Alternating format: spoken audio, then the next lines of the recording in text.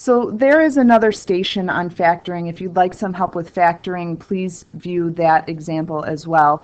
But for these two examples, when I'm solving quadratic equations, I'm going to focus on using the Pythagorean theorem and solving by taking square roots because the factoring is on another station.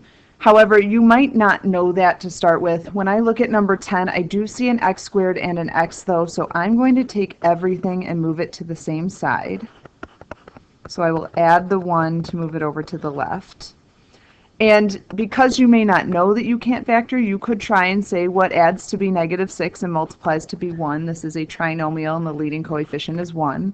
And no two numbers will do that. So at this point you could say, okay, I can't factor this, so I'm going to use the quadratic formula. In this case, a is 1, b is -6, and c is also 1.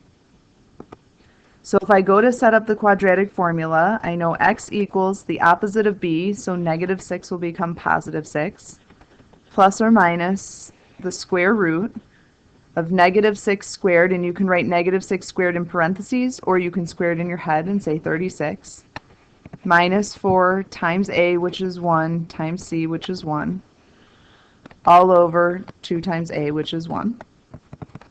If you evaluate the part underneath the square root, 36 minus 4 is 32. 32 is not a perfect square, but it does have a perfect square factor of 16. 16 multiplied with 2 gives me 32. Oops.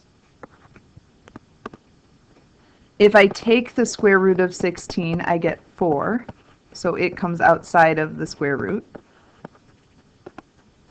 And I can simplify this fraction because I can divide both parts by 2.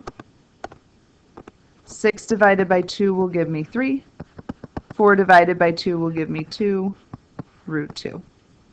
Since this is a solution, I put my answer in brackets, and that is an irrational solution and further proves why you could not factor this polynomial.